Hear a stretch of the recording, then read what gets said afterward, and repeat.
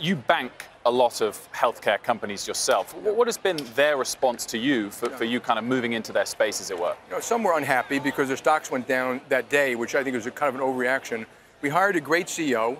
I explained to those, I spoke to many of them, by the way. I said, no, we already buy insurance for 400,000 people for JPMorgan. And I want to do a better job. And we're going to put more brain power and more capability to figure out how we can make you healthier and happier with better satisfaction. We're totally aligned with Jeff Bezos and Warren Buffett, Amazon, and Berkshire. We think together, if we have the right people, a long-term view, we're not profit-seeking, that we can do what we're doing a lot better. We don't expect progress in immediate future, like a year or two. But if we come up with some great stuff, we're going to share with everybody. We're not there. So I told all these companies, help us do it. You know that some of these things need to be fixed. Don't act like we're the enemy. The enemy is that we're now spending 20%, almost 20% of our GDP on healthcare. And it's too much, and the outcomes aren't good. So in America, we have some of the best and some of the worst.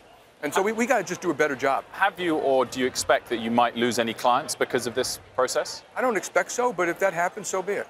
Has it been a more tricky process than you expected? Is it perhaps less worthwhile given the grief you've got? No, this is an absolute critical issue, and all of us have a very long-term view, and we've been through the amount of money spent on fraud, administration, end of life, the misuse of drugs, chronic care problems, wellness programs don't work. Like obesity and smoking drive a tremendous amount of heart disease, cancer, depression, stroke, diabetes. And we've got to get at this as a nation, and we think together we might be able to make some progress. So we're going to give it our best shot, and we're going to be very patient. I remind people that Jeff Bezos, when he started Amazon, he may have had visions about the everything store, but he started with books.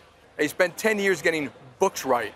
So we may spend a bunch of time getting one piece of it right and testing various things to see what works. He offered you a job, didn't he? Do you wish you'd taken it? He didn't offer me the job, but he was looking for a president.